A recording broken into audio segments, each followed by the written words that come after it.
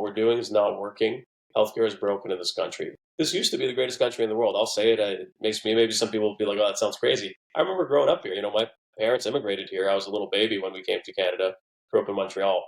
I can tell you, this really was the best. Housing was affordable. Jobs were aplenty. Everybody seemed to have a house and a cottage. People went on vacations. People had good jobs. And it seemed like almost anything was possible, right? It kind of felt like the best of all worlds between American capitalism and some of that European socialism. We had kind of best of both worlds. It feels more and more that we have the worst of both worlds. We have the worst of capitalism and the worst of socialism in a lot of ways, where it's just impossible to get anything done. And, things have kind of fallen apart around us. And I don't think this is just me saying this. I know that in private conversations with almost anybody from any economic class, from friends who are doctors to friends who are blue collar and everything in between, people are frustrated and people are feeling stuck.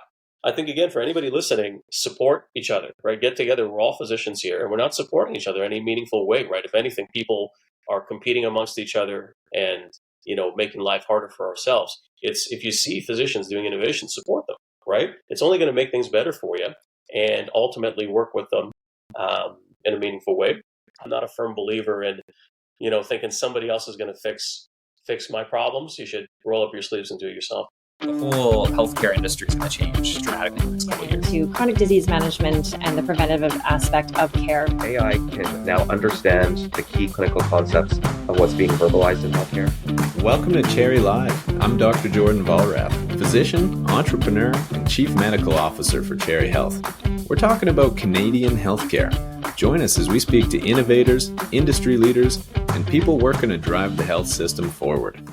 Today, we're joined by Dr. Sam Gharbi, internal medicine specialist physician and co-founder at Arya Health. How you doing, Dr. Gharbi? Good, Jordan. How you doing? Doing well.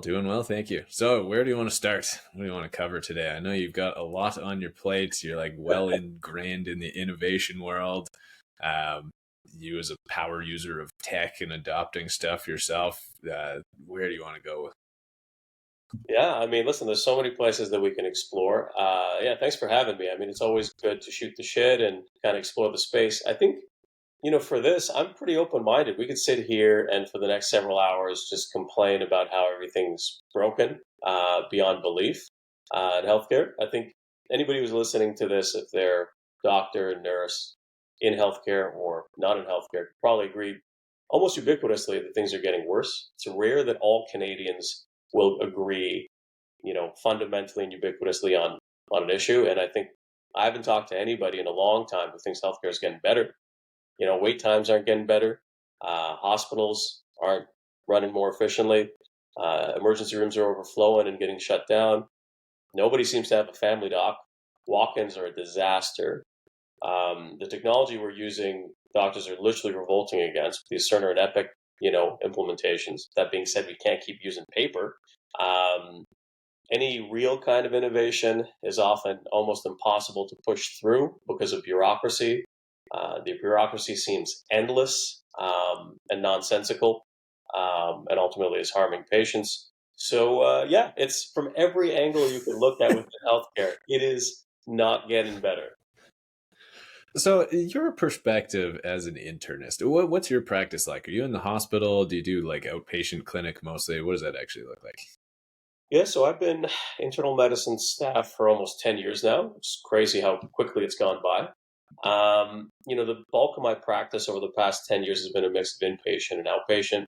So, more and more I've been doing more clinics just because I'm the co-founder of Arya Health, which is an electronic health record company and tech company. So I run that company in a big way with two of my co-founders. We're also doctors. So between that takes up a lot of my time on top of just running clinic.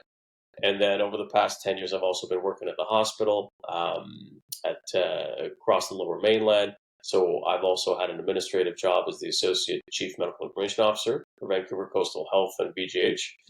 I've been doing that for a while, which I stepped aside from a couple of years ago because we implemented Cerner and, not the most popular, but still a win, I think, from being still on paper. So I do a mix of, and I have done a mix of administrative publicly. So I've seen that angle and, sat at those meetings and met a lot of the decision makers. worked at the hospital in the trenches, both in the big city, so at Vancouver General, but also up in Yellowknife, up in Prince George, Vancouver Island, in the interior, you name it. We've all do locums at different places that are underserved, and you see a lot of things there that are pretty wild. Um, and then so pretty much the gamut. I think I get bored pretty easily, so I try to keep busy and challenged. Well, across those different health systems, was there anybody that shone through as sort of a shining beacon of light that was doing it properly? Like, is there any little oases of medicine out there that have their acts together and things seem to be going well from your experience? Yeah, it's funny because ever since I got into med school, I've been obsessed with that. I think the thing that I'm most passionate about is healthcare delivery. And so, every time you go to a new hospital, I trained at McGill, so you keep going to a different hospital and you'd always see things done a bit differently. Some places did certain things better than others, but Quebec healthcare was a bit of a sinking ship. I think most people know that Quebec healthcare is tenuous in terms of a lot of different factors. And so, first chance I got, I actually ended up getting an IFMSA internship where they said you can go anywhere in the world and do an internship in healthcare. So I'd heard how good France was. So I was like, oh, let's go to France. I've heard it's really great healthcare.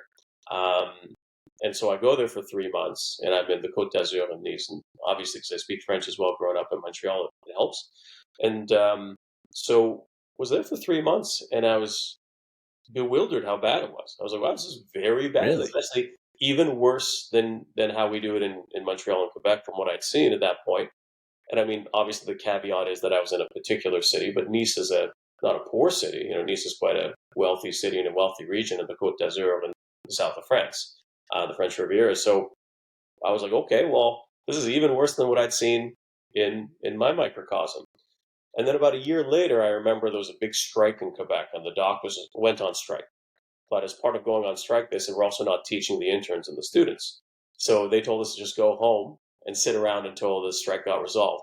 And anybody who knows Quebec politics and union politics knows that these things don't get resolved. They can strike? Yeah. Because I thought that was like a whole part of the medical profession is you can't strike. That's just like one of those deeply ingrained facts where it's just like, that's not allowed no matter what. But they did it. Quebec just YOLO'd it, and they did it. They were like, you know what, to hell with it, let's just do it.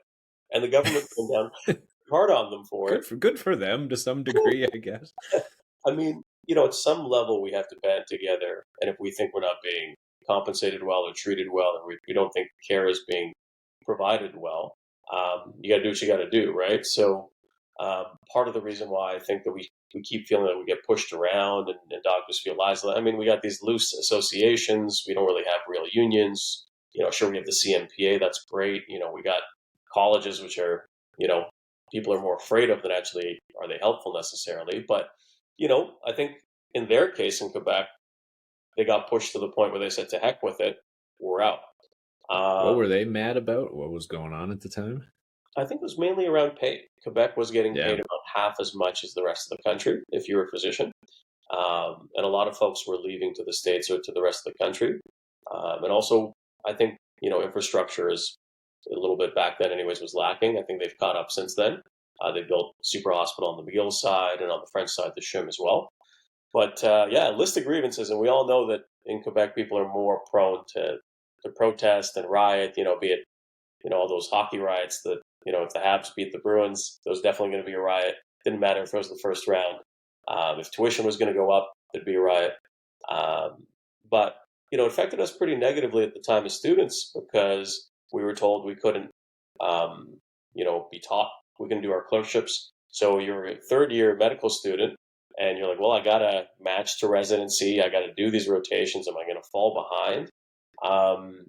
And, there are reports of some of the students would actually go to the hospital and be like, I want to learn, and they'd be physically pushed out and escorted out of the hospital. So it was pretty wild. And I remember I'd written my USMLEs, my American board exams. So immediately, as soon as I heard the news, I was like, okay, great opportunity to travel, do healthcare somewhere else, and kind of get a taste of how other people are doing things. Maybe it's better than here. So I went to California, and just packed a bag of clothes, packed a bag of books, and for about a year almost, I was going from site to site in San Diego and across LA, and Monterey and San Francisco, Salinas, you name it, all over the map. And just kind of doing rotations. And everywhere I went, it was just kind of a chance to experience, okay, what are they doing well? What are they not doing well? And especially as a Canadian, you always hear about how bad the American healthcare system is or how good it is in different ways. And it was nice to just be like, okay, well, let me see it firsthand. Let me judge for myself. And yeah, they weren't doing things perfectly either, right? They were, in terms of quality of care, I thought that at some of those sites it was the best quality of care. But if you had access, if you had the money. So that's the problem, right? So was that the primary differentiator between the people who thought highly of Canada's system or not? Was whether you were one of the in-group with insurance and access? exactly. So it depends on where you are philosophically. So if you believe that universal health care is a right, which I personally do, then you say that's the most important variable. Now, somebody else may say, I think the most important variable is quality of care, not necessarily access to care, right? And a lot of Americans feel that way. They say, listen, you can go buy a fancy haircut or go to, Super Clips or Super Cuts, whatever it is, whatever you can afford, right? It's a different mindset. I was bewildered to hear that from a lot of my colleagues there, where they said, why would I have to pay for the other person's healthcare? They're obese, they have diabetes, they're not taking care of themselves. I don't want my tax dollars to take care of them, which as a Canadian sounds pretty nuts to most of us, where we don't have that same culture necessarily. Some people maybe more do than others. But I think, your right and wrong depends on where you are philosophically. Some people are liberal, some are conservative. Some people believe in this, some people believe in that, and that's okay. And I think in the States, I wasn't there to be, and I'm not much of an ideologue. I try to be pretty practical in my approach to things. But I thought, oh, this is interesting, where the quality of care is amazing. We had a patient, I remember, show up and say, Doc, I'm feeling pretty tired. And the same day they had the blood test at the same place. And that same day they were like, oh, there's a couple lymph nodes that are swollen. That same day they did an ultrasound. That same day they did a biopsy. And within 24 hours, they had a diagnosis of saying, hey, listen, this is lymphoma. And by the end of the week, they had their PET scan and they were started on chemo. That would never happen in Canada. That would never happen in most Western countries. Now, that's a problem because, if that's you or if that's your family member, you want that standard of care. You want that quality of care. Here, you would go to a walk-in. If maybe you have a family doc, but a quarter of Canadians don't. And you go to a walk-in, you see somebody who sees you maybe once, they order tests, maybe they follow up with you, maybe they don't. Maybe that gets lost in the ethers. You may have to chase after that. You get the report at some point. Maybe then that somebody faxes an ultrasound. Maybe that fax gets delivered. Maybe it doesn't. Maybe they call you. Maybe you miss the voicemail. 6 months goes by. You keep getting sicker. You end up in the hospital. Oh, guess what? It's fairly advanced. Prognosis is poor.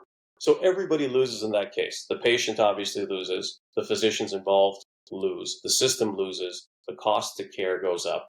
It's a disaster. And that happens every day in one way or another in this country. So for people like me, and I'm sure you feel the same way, and a lot of people listening feel the same way, it's not okay. It's absolutely not only unethical, but it should be illegal, and we have to do a better job. And I think that's what drives me in a big way, where it's not just working within the healthcare system, but saying, how can we make it better so that these things don't happen, right? The system allows these to happen all the time. So what's the antidote to that happening in Canada then, right? So, you have to have some sort of barrier to entry to prevent just gross overuse and misuse of the system, right? So getting stuff done that's unnecessary queues up the line to be longer. In the States, that barrier to entry is money. In Canada, that barrier to entry is evidently time. Like, is there a nice happy middle ground where the same procedures get done just faster and on publicly funded healthcare done? Yeah, it's a great question. And I think that's what I think a lot of people have struggled with, and I've kind of struggled with in terms of thoughts. You read about different systems, you experience different systems, you look at it financially, you look at it logistically. And I don't think that we need to throw more money at the problem. I think a lot of people say we need more money and money will solve the issue. I disagree with that because let me give you an example. Within Vancouver Coastal, Providence Healthcare, and PHSA, these big three health authorities within Vancouver's Lower Mainland, we spent over $1.5 billion to essentially go live with the Cerner electronic health record. And so that's not even all of Vancouver. So as soon as you hit Burnaby onwards, that's all Fraser Health, and they're using Meditech. If you're on Vancouver Island, they're on a different system of Cerner. So just for this small portion of the province and a portion of the city of Vancouver, we spent $1.7 billion of tax dollars, and counting, by the way. The project has been going on for 15 years. You're telling me 15 years and $1.7 billion in counting? That's a problem. I don't think more money would have made things better in this case, right? But I do think we should have quickly developed and implemented a viable electronic health record system for Vancouver and possibly the whole province on the same system so information can be shared in a meaningful way. What got in the way of that was politics and bad decision making, right? It wasn't money. And I think that when I look at almost every issue in healthcare, the majority of them are not fueled necessarily by money. Some are. Some, for example, the lack of family doctors is because of money. A family doctor in BC gets grotesquely underpaid, in my opinion. And I'm not a family doctor, so I'm not biased when I say this, I think. But I look at how important of a job it is and how difficult of a job it is. But they're billing maybe $30 a visit. If it's a standard visit to see your family doctor, if I'm not mistaken, the fee codes are about $30. And if you look across the country, they're in that $30 range, $35 range, maybe $50 if you have a physical exam. I may be wrong on this because I haven't looked at it for a while, but when I talk to my buddies who are GPs, that's the biggest complaint. When you look at these training programs, when I was at McGill, we had many, many, many empty GP spots. Across the country every year, the number one residency spot that has the most empty spots is family practice. But wait a second, what is the number one type of physician we need more of? Family doctors. So something's broken with the system.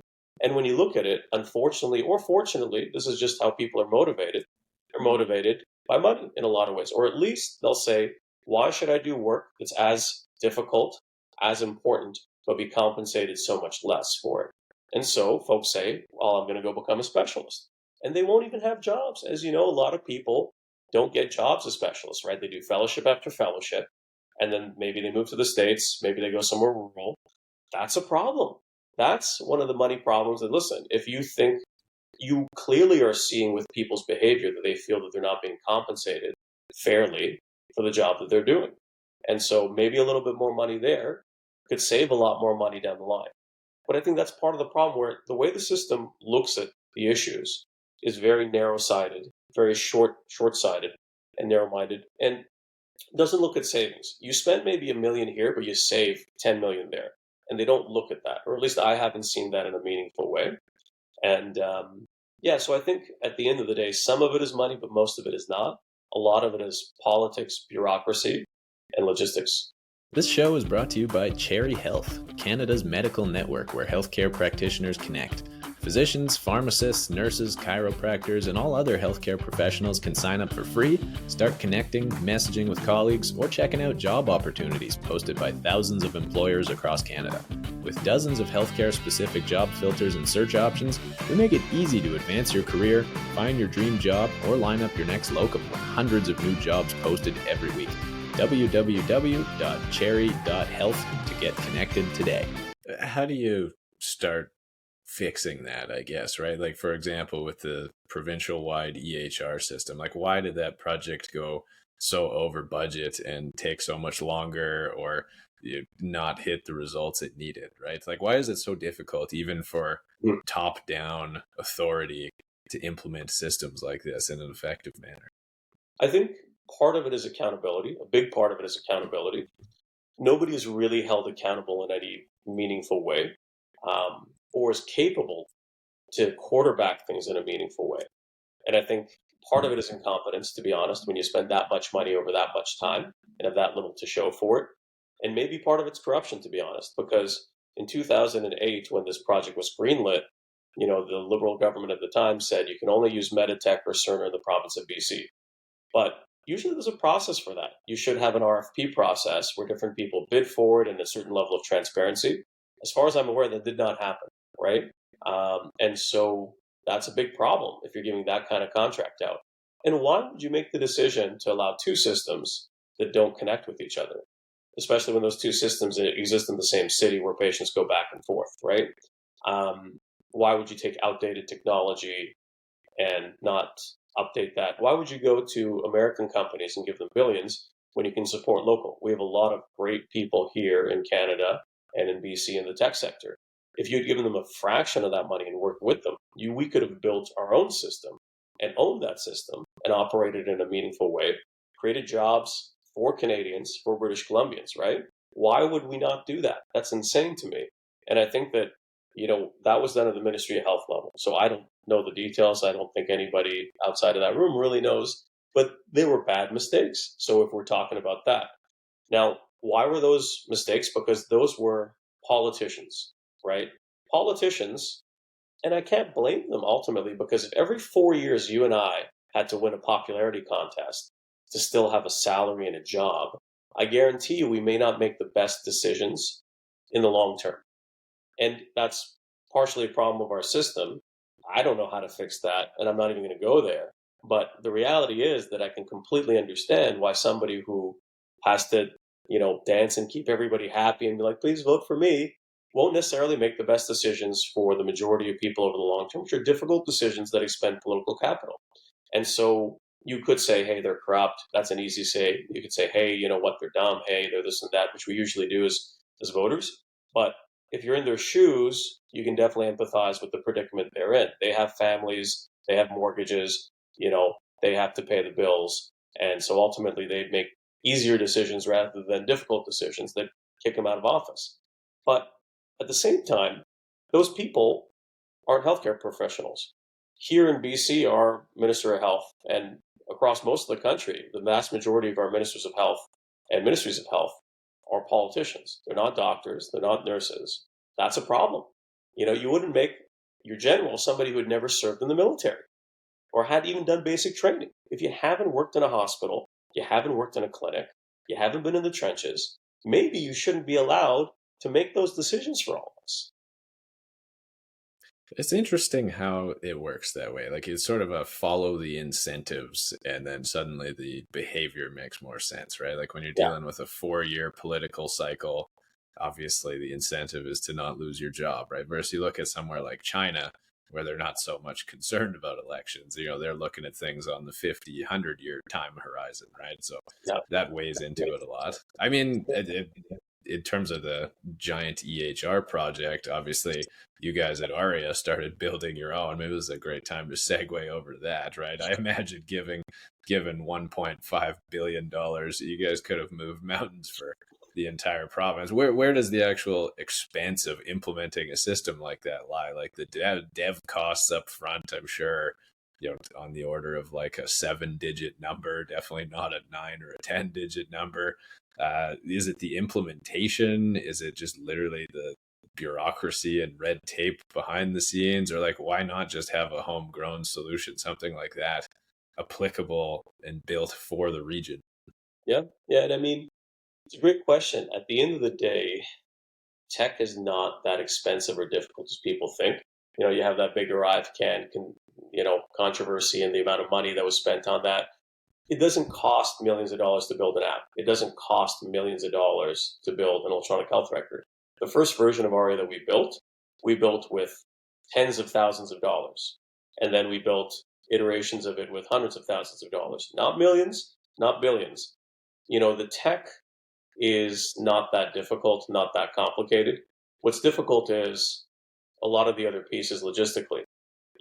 What exactly are you building? Who's accountable? How do you go about doing that, right? And I think that if you put 100 people in the room and nobody's ultimately accountable, there's going to be a lot more waste than if you have a small group of people innovating and building and who are spending out of their own pocket and who are liable. Because if you look at it, at the end of the day, even within the tech sector, even within the private sector, the folks who are innovating are these small startups because they're lean and there's much more accountability and the founders are putting often their own money or their own necks out on the line like we've done. And I think that we actually accomplish more with very much less. And then usually what happens is in the tech sector, these startups get bought out by Microsoft and Google and get run to the ground, right? I've seen even in health tech in Canada, a lot of really good companies being bought out by bigger groups and essentially being shut down or run to the ground effectively. So, if you look at it, it really comes down to a lot of that kind of accountability.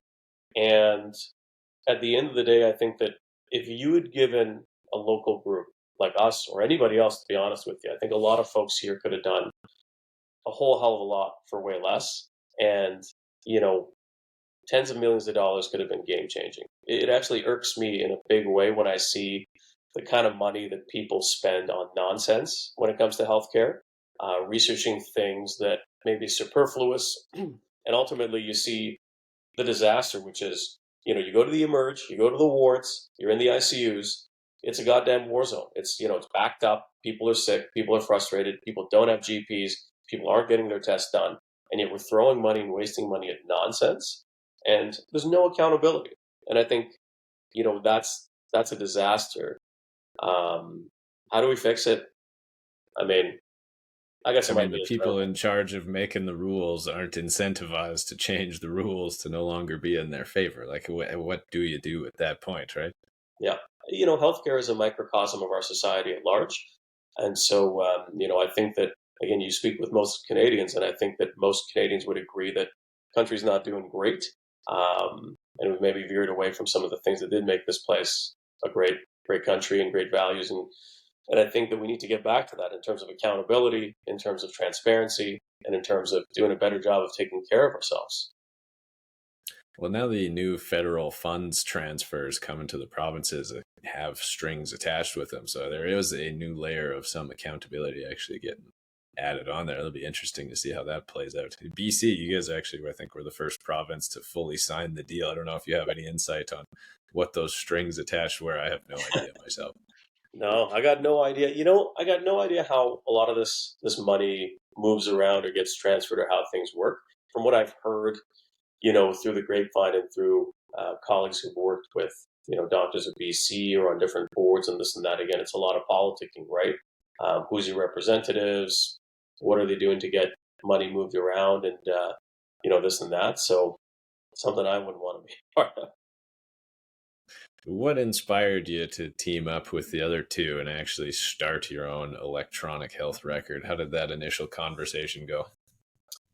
So Rich Stramko and Rich Vandegreen are two of my best buddies from residency, and great guys. I know Rich has been on the podcast, and I had kind of thought for all throughout med school and residency, wouldn't be great to find. I didn't even want to build one. I was just trying to find a great electronic health record. I'd used every single one out there, in the States, Canada, Europe, anywhere I ended up going. And they're all pretty bad, old tech, poorly designed, bad UI, bad UX, death by a thousand cuts. And I always thought to myself, well, there's a lot wrong with healthcare, but technology is one thing that's made every sector more efficient and more effective with better outcomes. Why can't we do that in our field? And in fact, technology in healthcare has made us less efficient, right? Almost every doctor subjectively says, my AMR, I'd rather just do it on paper, it's quicker. Or they've revolted against it. Or, you even look at objectively, most docs, papers coming out saying they're spending 25, 30, 35% of the time just typing away or dealing on their AMR. So I remember I had just graduated and I had started up a clinic with some friends, and the EMR was so awful. I won't name any names, but it was so bad. It was so You bad. tell me offline after, just for my own curiosity. It was the worst part of my day. I didn't even want to work in the clinic because the EMR was so bad. I just pick up more shifts at the hospital. And I remember one day I was walking home and particularly frustrated. And I was like, no, it's going to kill me. We have to build our own. I was like, there's no other solution. I haven't seen anything that works out there. And I call Rich Stramko up and I say, hey, Rich, I'm going to start building an EMR just for my own clinic. I know we've talked about this in the past, and we're both pretty passionate about this kind of stuff in terms of how to make healthcare better.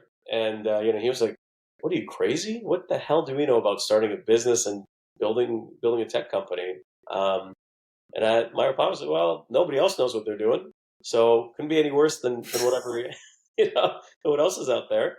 Worst case scenario, we fail and we learn from it, and maybe we build something just for ourselves. In best case scenario, we do good and fix a problem that's fairly ubiquitous." And that's kind of how it started. And then shortly after Rich Vandegreen, we approached him as well and said, "Hey, listen, would you be interested in this? And the three of us got together, and we just kind of figured it out. None of us have business backgrounds. I did a health informatics master's in Portland, Oregon at OHSU, so helped me a little bit, but not really that much, to be honest with you. I'd worked with a couple different tech startups at that point and had some insight, but nothing really that would give me any meaningful insight or experience into this. And we just, through trial and error, built Arya. And what's the key differentiator there on the platform? Is it really like that time spent clicking and navigating and moving through the platform? Is that like the idea that was the main problem you were trying to solve with it? Yeah, it first started with really just getting rid of the paper cuts. So I remember other systems that I was using, it would take me 5-7 minutes just to create a prescription, print or fax a prescription, which is insane, right? Creating a note and a note template and clicking through that was impossible, if non-existent. Doing your billings was so clunky, so many pop-ups, so many buttons. Creating a task for your MOA was just like, Jesus, why are there 9 fields for me to create a task? Why is there so much information here? And there's no transparency in terms of you're creating information in a system that's then lost in that system, right? In the ethers. And you're hoping that people look at that information in a meaningful way and act on it. So it just created too much anxiety and stress on top of the inefficiencies. With Arya, version 1.0, when we first built it, was, let's make it as simple as possible. No pop-ups, not a million buttons all over the screen, across and down the side, icons that you don't know what they mean, and you're like, oh, should I click on this? Something else pops up and it breaks, and then you got to reboot the whole system.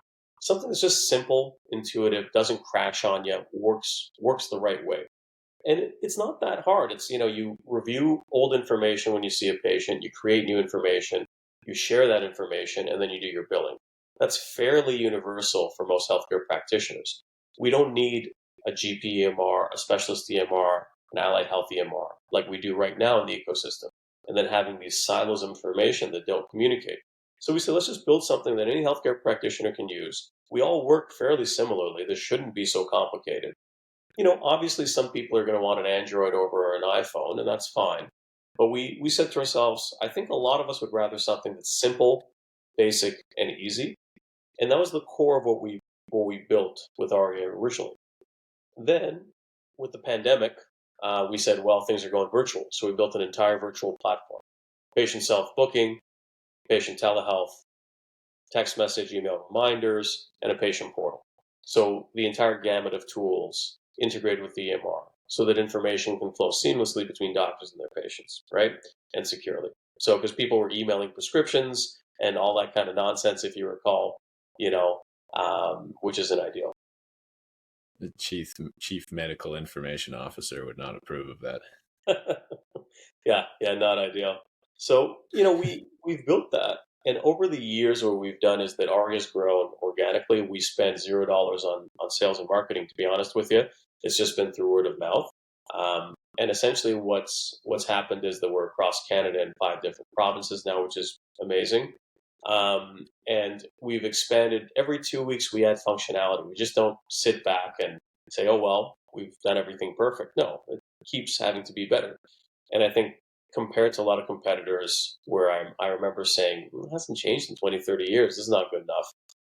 We keep trying to innovate. So we use the platform ourselves in the clinic. We then meet and every week and say, hey, this could be better, that could be better. We engage with our user base.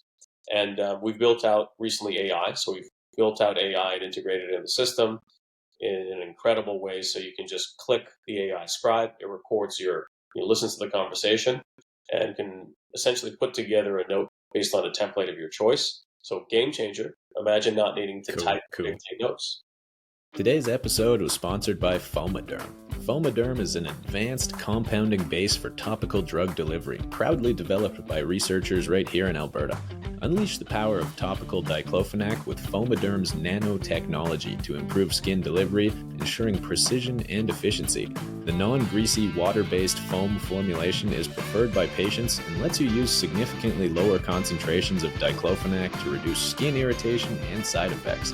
Elevate your patient care with Fomaderm. Visit www.rstherapeutics.com today to receive some free samples.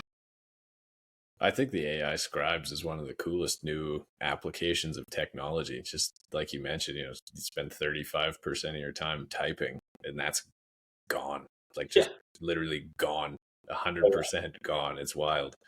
Oh, yeah. And it's Also, so good. And that's the thing where people who may have not seen this don't realize how much better it is than even you writing your own notes, right? You may say, no, I write a great notes. No, it's really, really impressive.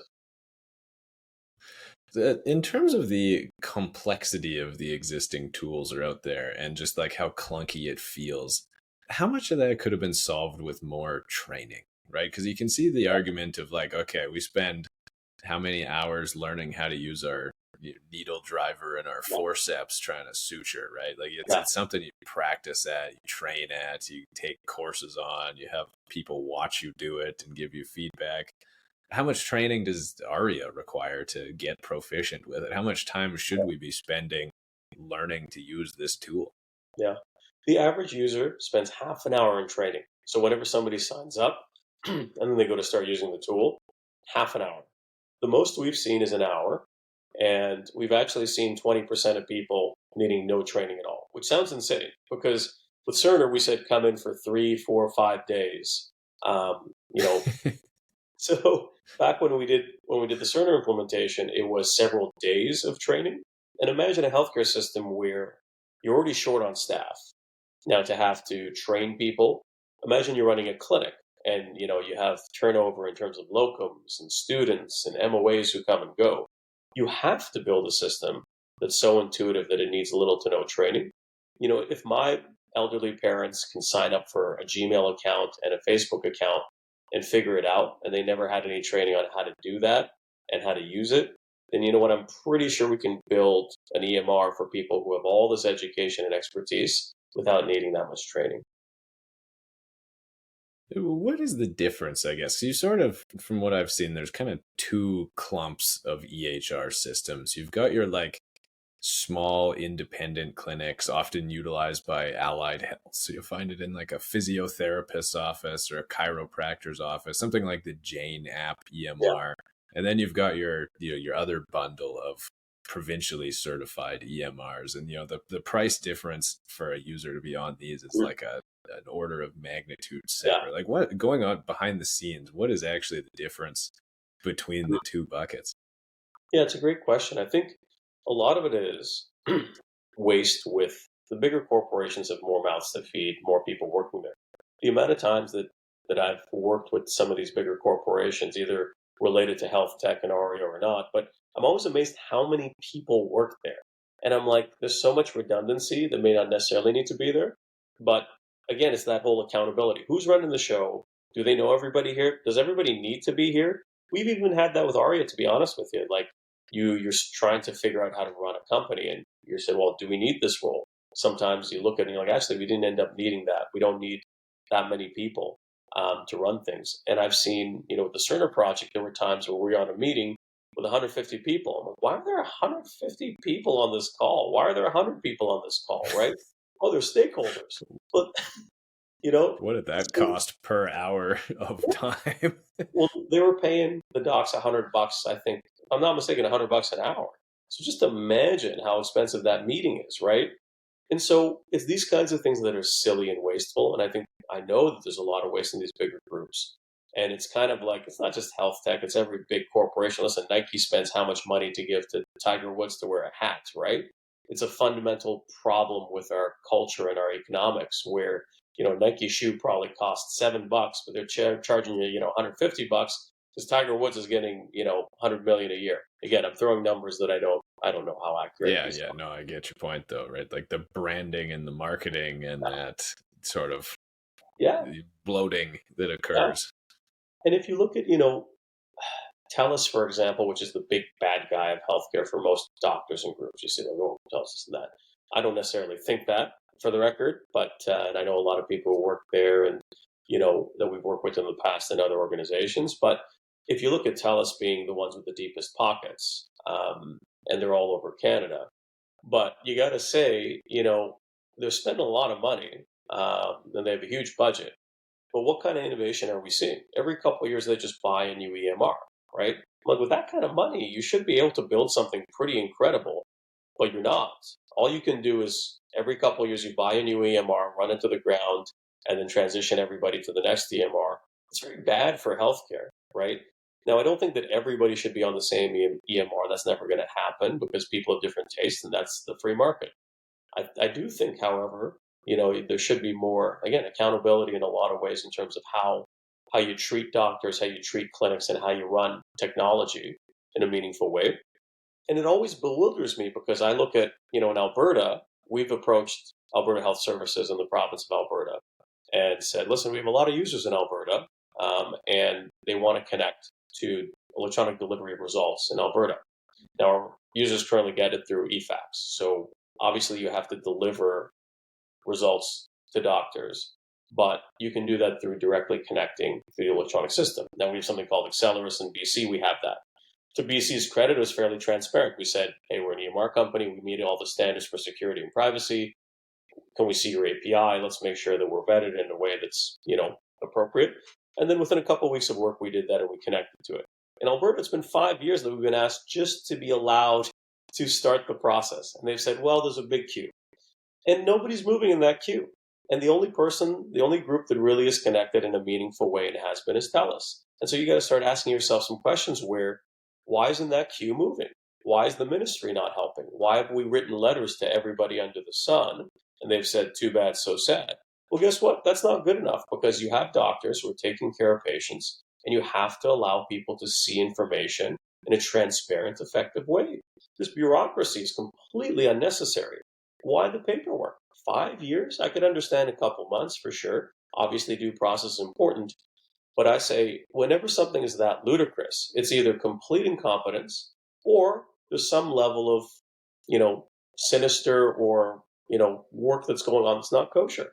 And I think that's the problem. And I know, obviously, in Alberta, the recent news that AHS is going to be broken down into four different groups, for better or for worse. But maybe they looked at that. Maybe that'll speed things up on the queue. Who knows? Who knows? But clearly the government looked at it and said, well, there's a level of inefficiency and bureaucracy and incompetence here that is unacceptable for Canadians and for patients and doctors. And I mean, that's one example that needs to be shared because I think people need to know about these kinds of things, and it's not okay. In Saskatchewan, we've had interest from folks in Saskatchewan. We have some people who want to use the platform. But in Saskatchewan, if you use TELUS, you get paid $1 per patient by the government. That's what was told to us. Again, I still can't believe it. I'm like, that can't be true. That's insane. But apparently you get money from the government if you're using a particular platform.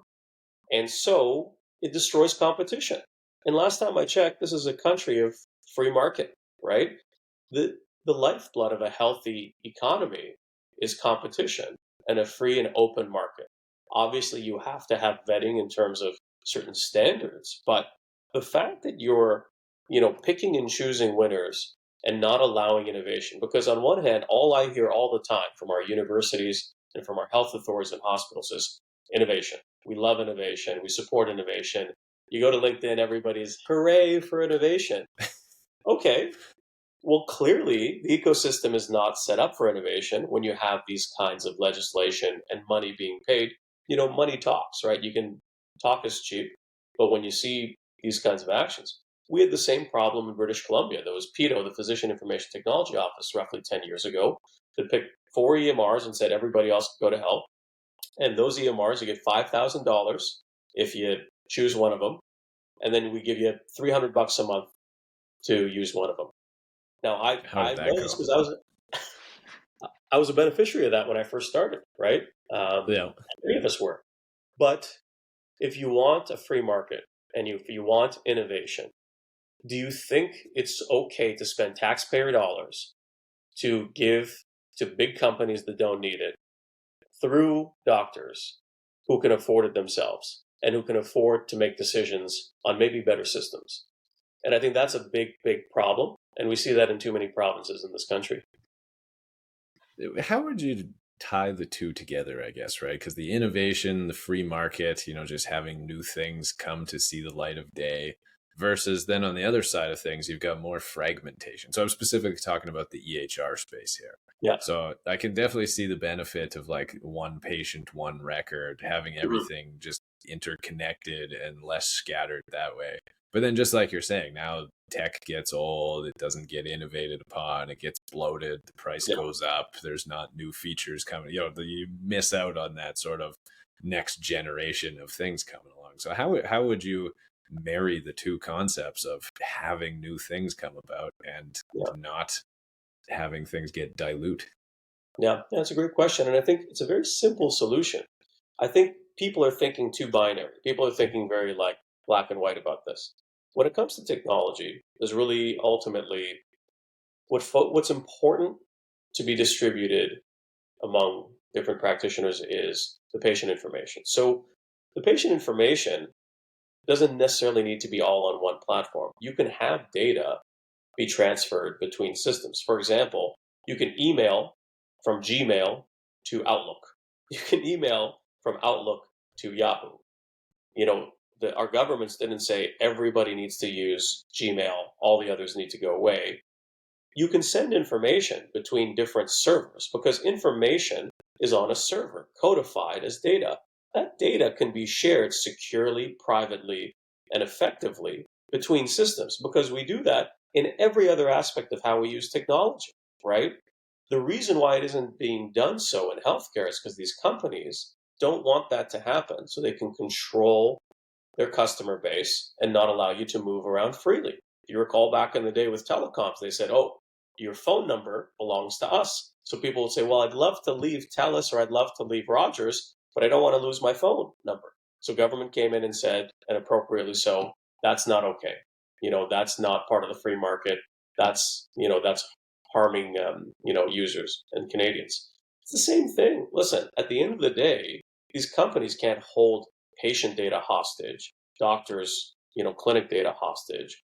That is the part that's ridiculous. And not only that in terms of data migration when you want to go from one system to another, but there's a responsibility that data flows from one system to another securely and effectively. We can do that. The technology is there. Again, this is not difficult stuff to do. It's the politics, and the nonsense that's stopping that from happening. Now, that's very different from the interaction with that data.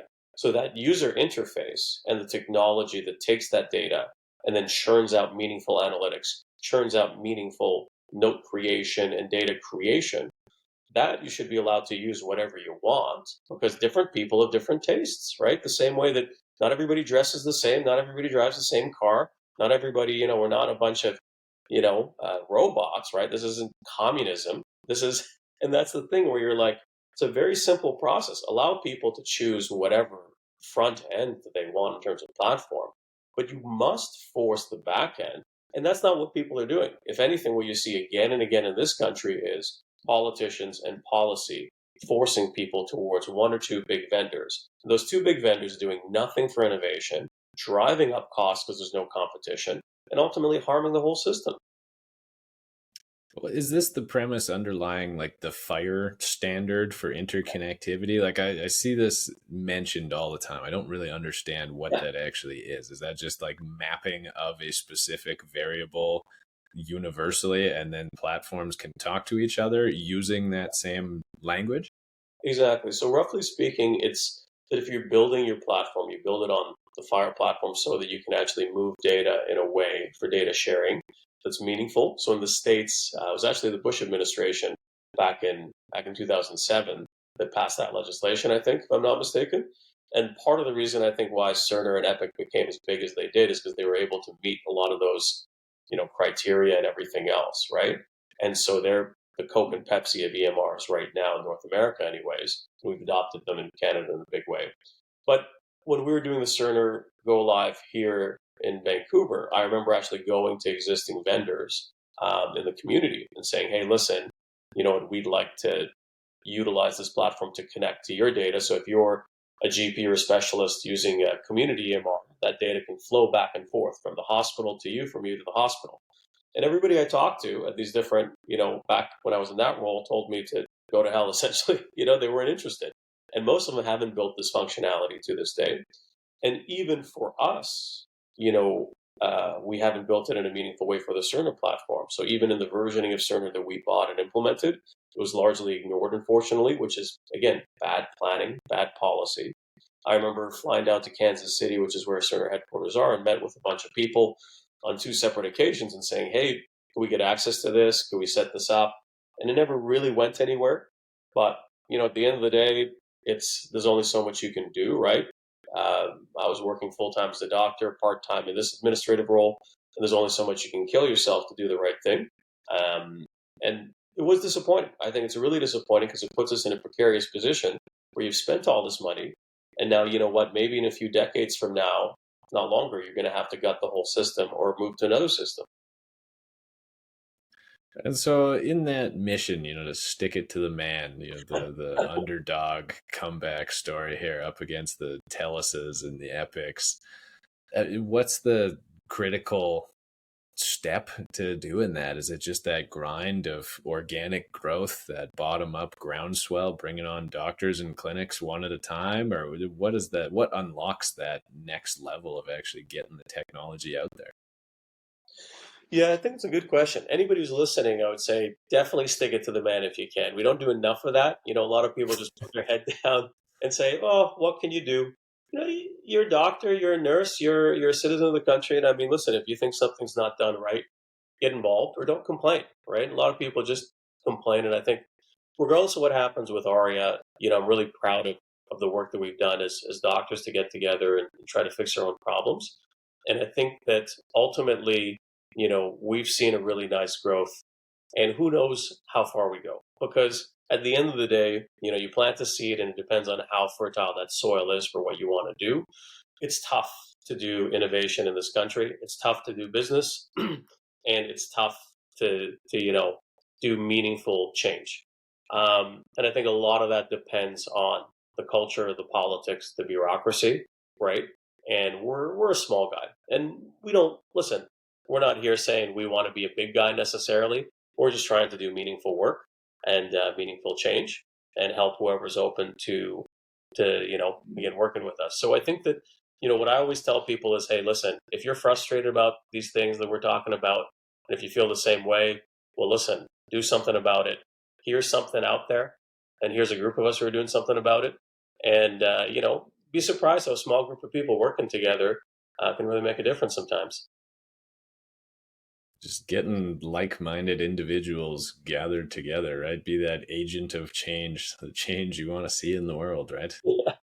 Yeah, exactly. It's all you can really do. And, I mean, maybe I'm crazy. Life would be a lot easier if we weren't working as doctors and then running a tech company as well. But to be honest with you, anytime I take a vacation, go sit on a beach, you have a Mai Tai, and by day 3, you're like, I'd like to get back to work. This is okay. But, when you're doing meaningful work, I think it really resonates. And that's what I'd put out there. I mean, what can doctors do just to help speed things up on that front? Like, I know in perhaps this situation, there's some incumbents and there's some active downforce and pressure from the top trying to remain in that position as the top dog. But we see a lot of companies struggling, even where there isn't really competition or where the status quo is just not having any technology implemented, and they're battling against that inertia of just getting doctors to do anything. That investment of time and having to learn something or take a little bit of a risk and adopt a new procedure or a new workflow seems to be like a fairly high barrier of change. There just isn't a lot of appetite for it in healthcare in general. Yeah, it's a really great point. And I think it's always something that surprises me because, you talk to people and almost universally people are frustrated and they're tired and things are inefficient and they feel spread too thin and death by 1,000 cuts. And I think there's a lot of reasons for that. But then when you give them a solution, right, people will say, it's too tough. But I think part of that is the culture of us as doctors, and we're only to blame for a lot of our own hardships. But I also think it's just human psychology, right? Somebody comes up to you and says, hey, listen, would you like a new kitchen? You'd be like, oh, yeah, I'd love to renovate my kitchen. Be like, well, I'll renovate it for you. And you'd be like, too much cost, too much hassle. It's good enough. And you'd be like, well, you just complained about how bad it was. Yeah, but the hassle of the mess and the cost. And then you say, well, how about if we took the cost away? Which is often, what I try to do and what we try to do with Arya and what a lot of people doing innovation try to do, right? A lot of these startups, a lot of these innovation groups are not prohibitively expensive compared to, other folks. And so, I'll give you an example. When I first started as a doctor, I was using a system, and that system said you have to pay $30,000 to go live. And I said, why? That's crazy. It's an insane amount of money for one doc to go live with the system. And so I said, no, this is nonsense. But I shopped around, and most people wanted, 10, 15, 20,000 plus, which is nuts. It's a completely unreasonable amount of money. With Arya, we charge nothing. So if you want to go live, there's zero fees because there shouldn't be fees. And so at the end of the day, I think that even if you remove that barrier and you say, hey, I'll renovate your kitchen and at no cost to you. And they'll say, still the hassle, so much hassle. Mm-hmm. And so you say, well, we've innovated. We've provided you with a solution. We've removed the barriers to cost. And still you see so many people say, the mess of renovating my kitchen may not be worth it. So I think to those people, I say, well, okay, that's fine. Everybody can, it's your decision. But ultimately, I think things sometimes have to get a little bit worse before they get better. And I think for a lot of us, it's, you have to put in that work. So we've been fortunate that, there's been a big enough group of people who said, yeah, you know what, this makes a lot of sense as a game changer. And I think from a change standpoint, you have to give people something that's worth that hassle, that's really that next level of, okay, this is so meaningful in terms of that innovation and technology. But I think, again, for anybody listening, support each other, right? Get together. We're all physicians here, and we're not supporting each other in any meaningful way, right? If anything, people are competing amongst each other and, making life harder for ourselves. If you see physicians doing innovation, support them, right? It's only going to make things better for you and ultimately work with them in a meaningful way. I think that's how we can solve a lot of our own problems. I'm not a firm believer in, thinking somebody else is going to fix my problems. You should roll up your sleeves and do it yourself. Yeah, it really comes down to what is within our power to actually change when it comes to the healthcare system, right? Like you've got your own day-to-day workflow, your clinic, how you actually operate. And a lot of that is your people and your technology and your tools, right? And then there's all these other things. And there's a lot of finger pointing going on and a lot of blame towards the government. We're waiting for the problem to get solved. We're waiting for the billing code to get changed, the fee to increase, you name it, right? But when it comes to those pieces internally, it's tough getting moving. I mean, we see this even on Cherry here, right? Of course, we've been at it for about 4 years now, and we've got about 2,000 clinics using our platform. So that's about 500 per year. Yeah. And it's free. It doesn't cost anything. Yeah. There's a physician shortage. We're giving away water in the desert and still getting people to adopt and use technology. It's like it's pulling teeth sometimes. And it's same frustrations across the board for all the companies that we meet, right? And then when you're dealing with the associations and the colleges and some of the larger bodies, or even just the smaller regional pieces, there's sort of that distrust with private enterprise, right? So there's the public healthcare, and then everybody sees the for-profit sector as evil and lesser, right? So even though it's got nothing to do with whether the patient has to pay for healthcare, it's just there's for-profit entities out there, and so that vibe immediately changes even that way, right? So it's tough. How do you actually foster that culture when really the only connection point between all the providers is sort of the schools and the training they do, and then afterwards you've got the colleges and the associations, and it's just no one really seems to be interested in really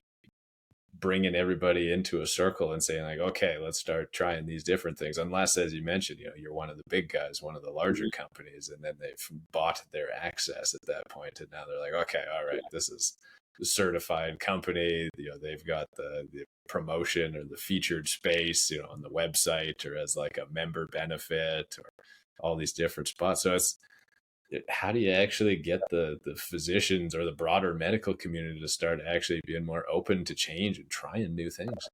Well, it's super discouraging sometimes, because I think almost all of us in the space where we're trying, the startup world, small businesses, innovation, this and that, everything's against you, right? It really is an uphill battle.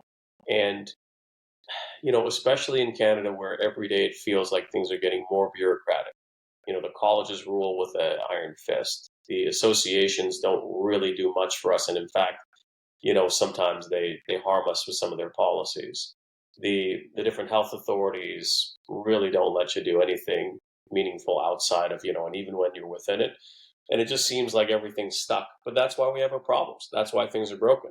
If these people were doing the work that's needed, and I know that these are good people. Again, the truth is I've worked with a lot of these people, and they're smart, and they work really hard, and they mean well, but they haven't been able to get the results that we need. So you have to say, okay, listen, guys, it's not about finger pointing at an individual, personal, or ego level. It's about saying it's not working. What we're doing is not working. Healthcare is broken in this country. This used to be the greatest country in the world. I'll say it. It makes me, maybe some people will be like, oh, that sounds crazy. I remember growing up here. My parents immigrated here. I was a little baby when we came to Canada, grew up in Montreal. I can tell you, this really was the best. Housing was affordable. Jobs were aplenty. Everybody seemed to have a house and a cottage. People went on vacations. People had good jobs. And it seemed like almost anything was possible, right? It kind of felt like the best of all worlds between American capitalism and some of that European socialism. We had kind of best of both worlds. It feels more and more that we have the worst of both worlds. We have the worst of capitalism and the worst of socialism in a lot of ways, where it's just impossible to get anything done. And, things have kind of fallen apart around us. And I don't think this is just me saying this. I know that in private conversations with almost anybody from any economic class, from friends who are doctors to friends who are blue collar and everything in between, people are frustrated and people are feeling stuck. And I think that, we've failed as a society. So it's not finger pointing to anybody in particular, but it's saying, listen, it's not working. Okay, if it's not working, then we have to find a better way. And those of us who are trying to, really need to, I think, band together. And I know, listen, Arya's always supported Cherry. You guys have us as well.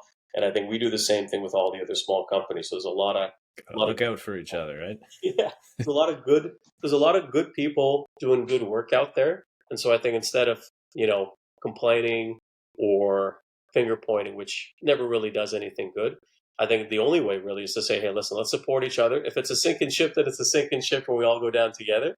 But that's all we can do, right? And hope that people at some point start saying, oh, okay, these guys are sincere. They are doing good work. They're not a threat to the establishment, right? Because these government bodies may feel threatened sometimes, but what's odd is we always say we're trying to work with them, and they don't engage with us, right? Like the amount of times that we've written letters and we've said, hey, we want to sit at these tables with the big boys and with you and help. We're doctors. We're healthcare practitioners. We care. We're sincere about this. And so I think that it's very tough. But those politics aren't good for anyone, right? We have to set our egos aside, do the work that needs to be done. Otherwise, things are only going to get worse. Fully agree with you. All right. Well, we've hit the hour mark. Any final comments before we wrap her up? No, listen, maybe on a more bright note, I mean, so much bleakness, but I think, listen, there's a lot of good stuff. I think there's a lot of good stuff to come. I think from an Arya standpoint, anybody who hasn't heard of us or checked us out, please do check us out on our website. It really is pretty amazing. I know I'm biased when I say this, but it's a game changer if you're doing outpatient care, in terms of how much more efficient you can be and provide better care. And it's really been a shining light and for some of the work that we've been doing, and hope that we can keep spreading that to other colleagues out there in the country. What's the website? Where can they find you at? And what's the price differential between Arya per capita and one of the big boys? Yeah, so you can find us at aryaehr.com, aryaehr.com. And price difference is, depending on the vendor, we're as much as half the price for your monthly fees. And we have no setup costs, so you don't have to pay any training fees, go live fees, anything like that. So you'll save thousands of bucks per year, and you can spend that on a nice vacation, much deserved, to somewhere nice and warm and relaxing. Somewhere tropical. Right on. Okay. Dr. Gharbi, thank you for joining us. Really appreciate your time. Hey, thank you, sir. Thanks for having me.